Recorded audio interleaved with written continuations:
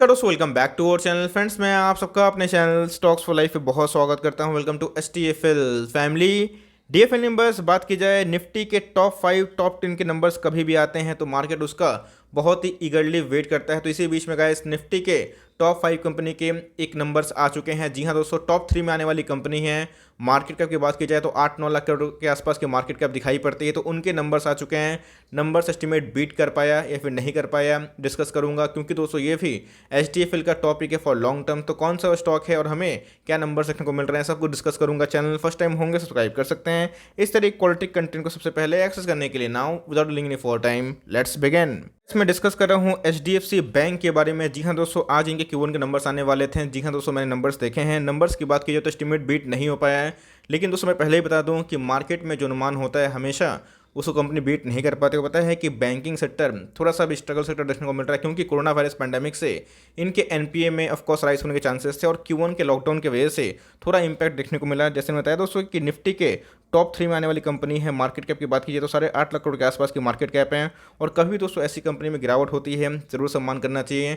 ये बहुत ही कम देखा गया है कि अगर एचडीएफसी बैंक के नंबर्स आए हैं और वो ऑल टाइम हाई पे नहीं है। लेकिन दोस्तों जैसे बताया, कंडीशन ही ऐसी है जहाँ पे बैंकिंग सेक्टर थोड़ा सा मुश्किल में है, लेकिन आने वाले कल में ये मुश्किल में नहीं रहेंगे। तो इसी बीच में दोस्तों ऐसे कंपनी ये बहुत ही सॉलिड है। अब इनके एक बार नंबर्स देख लेते हैं, क्योंकि चार्ट पैटर्न की बात की तो बहुत ही प्रॉमिसिंग है। तो उस हिसाब से इनके नंबर्स आए हैं कि नहीं उसको भी एक बार चेक करना हमारा फर्ज बनता है। नंबर हमारे पास आ चुके हैं और नंबर्स में दोस्तों कभी भी कोई बैंकिंग स्टॉक के आप अगर नंबर्स पढ़ते हैं तो उसको बहुत ही केयरफुली पढ़ना इंपॉर्टेंट होता है। उसमें दोस्तों प्रोविजनिंग भी इंपॉर्टेंट होती है, उसमें एनपीए भी इंपॉर्टेंट होता है, ग्रॉस एनपीए, नेट एनपीए, और उसके साथ साथ जो कंपनी का जो मैनेजमेंट का कमेंट्री क्या है वही बहुत इंपॉर्टेंट होता है। सबसे पहले गाइस को पता है कि कोई भी बैंक का जो असल कमाई होता है वो इंटरेस्ट इनकम होता है। उसके बाद इन्वेस्टमेंट का जो इनकम होता है वो भी ऐड होता है। तो अगर आप देखें तो गैस सारे जो फिगर्स है रुपीज़ इन लैक्स हैं। तो अगर आप देखें तो ये दोस्तों इनकी टोटल इनकम है, जहाँ पे आपको देखने को मिल रहेगा इंटरेस्ट इनकम की बात की जाए, इनकम ऑन इन्वेस्टमेंट की बात की जाए, इंटरेस्ट बैलेंस रिजर्व, तो सबको मिला के दोस्तों हमें देखना बनता है कि इनके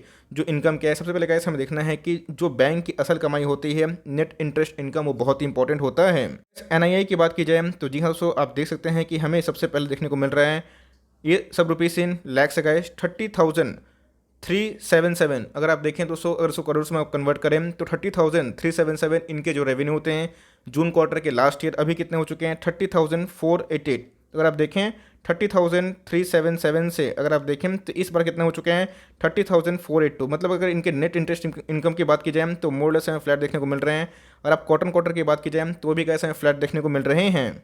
लेकिन उसके बाद दोस्तों जो टोटल इनकम होता है, जैसे बताया कि net interest income main income होता है, लेकिन उसके बाद अदर इनकम भी आता है। तो अगर सबको आप जोड़ें तो जी हाँ दोस्तों ये आपको देखने को मिल रहा है क्वार्टर। तो जी हाँ दोस्तों 34,453, मतलब 34,453 करोड़ से इनके जो इनकम है कितने हो चुके हैं, 36,771 रुपीज़ इन करोड़। मतलब अगर आप देखें तो इनके जो इनकम है उसमें हमें सालाना बढ़ोतरी देखने को मिल रही है। क्वार्टर की बात की जाए तो 38,017 से कितना हो चुका है, 36। तो आप देख सकते हैं कि हमें क्वार्टर ड्रॉप देखने को मिल रहा है। लेकिन जैसे मैंने आपको बताया दोस्तों कि हमेशा क्वार्टर बीट नहीं होता है, हमें देखना है कि for long term year on performance कैसे हैं। यस, कभी कभी क्वार्टर भी इंपॉर्टेंट हो जाता है। तो अगर आप देखें इस कंडीशन को पता है कि इसके पहले लॉकडाउन नहीं था, सारे चीज़ रेस्ट्रिक्शन हट गए थे, लेकिन फिर से जब कोविड का Q1 के नंबर्स आने के स्टार्ट हुए थे तो वहाँ पे बैंकिंग थोड़ा सर्वाइव नहीं कर पा रहा था, थोड़ा प्रॉफिट बुकिंग देखने को मिली। और उसमें अगर आप देखें तो आईटी टॉप पे था। तो मार्केट वाइज ये पहले से ही अनुमान था। बस अब देखना है कि इनके जो सीधा एक्सपेंडिचर होते हैं कि क्या इनके खर्चे देखने को मिल रहे हैं। तो जी हाँ दोस्तों, अगर आप देखें इनके खर्चे कितने हो चुके हैं, 21,624 से कितने हो चुके हैं, हमें देखने को मिल रहे हैं 21,634। तो अगर आप देखें तो इनके जो सालाना खर्चे हैं तो ऑफकोर्स वो भी हमें फ्लैट देखने को मिल रहे हैं। क्वार्टर की बात की जाए तो 22,484 से कितने हो चुके हैं, 21,000। तो यस, क्वार्टरली की बात की जाए इनके थोड़े रेवेन्यू ड्रॉप हुए हैं तो इन्होंने थोड़े से खर्चे कम कर दिए हैं। अब देखना बनता है कि कंपनी का जो नेट प्रॉफिट है वो कितना हमें देखने को मिल रहा है कि कंपनी ने प्रॉफिट कितना दर्ज किया। तो जी हाँ दोस्तों, लास्ट ईयर के क्वार्टर की बात की जाए तो 6,658 के आसपास हमें देखने को मिल रहा है इनके प्रॉफिट। अभी की बात की जाए तो कितना देखने को मिल रहा है, 7,729। तो अगर आप देखें तो हमें सालाना प्रॉफिट में अच्छा खासा जंप देखने को मिल रहा है। लेकिन दोस्तों जो मार्केट का अनुमान था वो 7,900 करोड़ के आसपास था। तो प्रॉफिट में बात की जाए तो तकरीबन 150-200 करोड़ के आसपास थोड़े से डिक्लाइन देखने को मिल रहे हैं।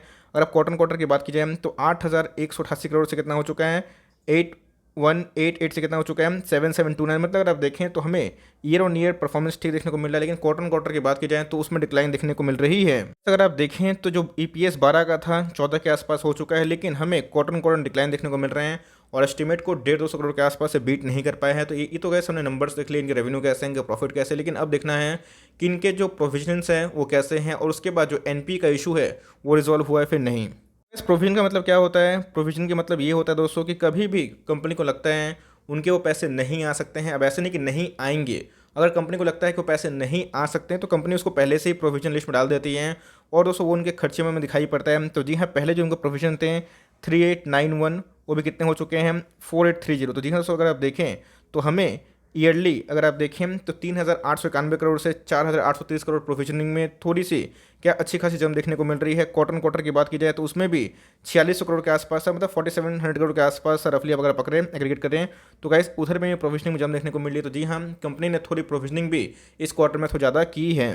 बस गाइस ये अच्छी बात नहीं होती, जितना प्रोविजन बढ़ेगा वो बताया कि आने वाले कल में उनके ग्रॉस NPA बढ़ने के चांसेस होते हैं। तब देखना बनता है कि ग्रॉस NPA का कंडीशन क्या देखने को मिल रहा है और उसके जो अकॉर्डिंग जो नेट NPA है क्या देखने को मिल रहा है। तो गाइस ये मैं परसेंटेज बता रहा हूँ तो आपको ज़्यादा बेटर समझ में आएगा। तो 1.36% कितना हो चुका है 1.47%, मतलब इनके पूरा जो NPA है जो इन्होंने सम अप किया था तो यस हमें सलाना बढ़ते हुए देखने को मिल रहे हैं। क्वार्टर क्वार्टर की बात की जाए तो 1.32% से उसमें भी उछाल देखने को मिल रहा है। अगर आप देखें तो असल में जो नेट NP कितना बनाई तो गैस हो गया ग्रॉस NP पूरा जो NP है, लेकिन असल में आपको बताया कि पहले से कंपनी प्रोविजन अलग करके रखती है, लेकिन असल में जो नेट हुआ है वो कितना हुआ है 0.3% से कितना हो चुका है 0.48%। तो जी हाँ दोस्तों, प्रोविजनिंग में चाहे वो ग्रॉस की बात की जाए या फिर नेट की बात की जाए दोनों जगह पे छलांग देखने को मिल रही है। तो ये दोस्तों जैसे ऊपर जाता है बैंकों के लिए अच्छी बात नहीं होती, लेकिन जैसे मैंने बताया कि मार्केट में सबको अनुमान था कि Q1 के नंबर्स में बैंकों के NPA बढ़ सकते हैं, क्योंकि आपको बताया कि लॉकडाउन की वजह से Q1 में भी थोड़ा सा क्या काफ़ी डेंट देखने को मिला था।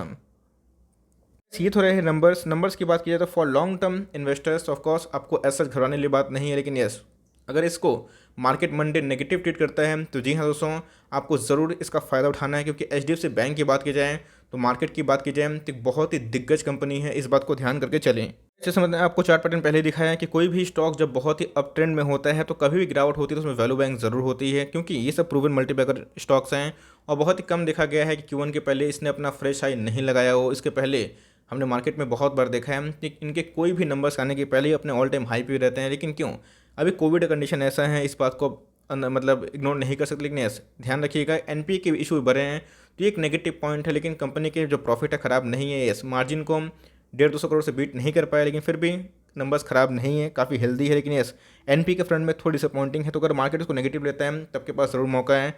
दूसरे 1600 का स्टॉक है, अगर आप देखें तब को मिल रहा है 1500 के आसपास। अगर आप देखें मार्केट कैप तो 8 लाख करोड़ से ऊपर की मार्केट कैप है। सबसे खास बात कंपनी क्या है कि गाइस अपने इंडस्ट्री पी से ये कंपनी सस्ती है, जो इसको थोड़ा प्लस पॉइंट बनाती है।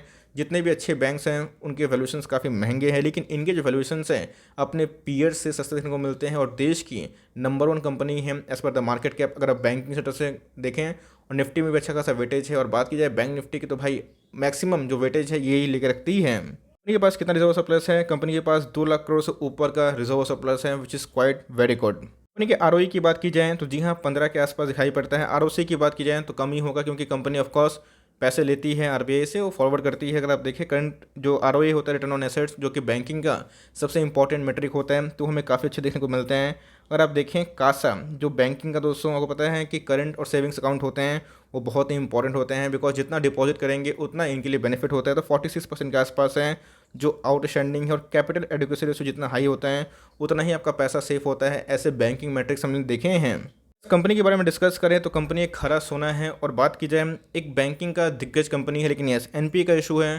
तो ऑफकोर्स दोस्तों ये एक ऐसा स्टॉक है जो हमें निफ्टी गिरावट में 3 डिजिट्स में देखने को मिला था, लेकिन उसके बाद रिकवरी ज़रूर हुई। तो जी हाँ दोस्तों, अगर आप चाहें तो इसमें फ्रेश एंट्री कर सकते हैं। अगर मार्केट इसको नेगेटिव लेता है और मार्केट अगर खुलते ही इसको 1500 के नीचे दिखाई पड़ता है तो जी हाँ दोस्तों, मुझे लगता है कि अगर आप लॉन्ग टर्म निवेश रखें तब ऑफकोर्स इसमें खरीदारी करनी चाहिए। अच्छे सपोर्ट के बारे में डिस्कस करें तो 1450 के आसपास एक अच्छा सपोर्ट दिखाई पड़ता है, उसको तोड़ता है हम तो 1350 के आसपास जा सकता है। ये दोस्तों दोनों जो लेवल हैं अपने आप में ही एंट्री करने का बहुत ही सही लेवल हो सकता है, और आप लिए हुए हैं फॉर लॉन्ग टर्म तो ऐसा कोई पैनिक वाली बात नहीं है।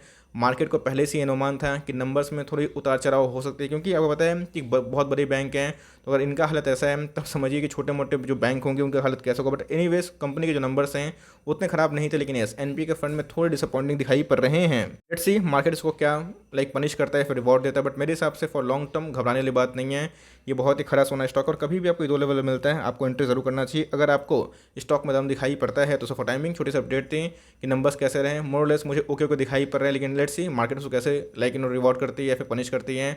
जैसे ही दोस्तों कोई अपडेट निकल के आता है मैं जल्दी ही आपको बता दूंगा चैनल। उसके बाद दोस्तों that's end of the video. तो भाई मिलते हैं जल्दी ही, तब तक के लिए bye, thanks for watching friends, God bless you all.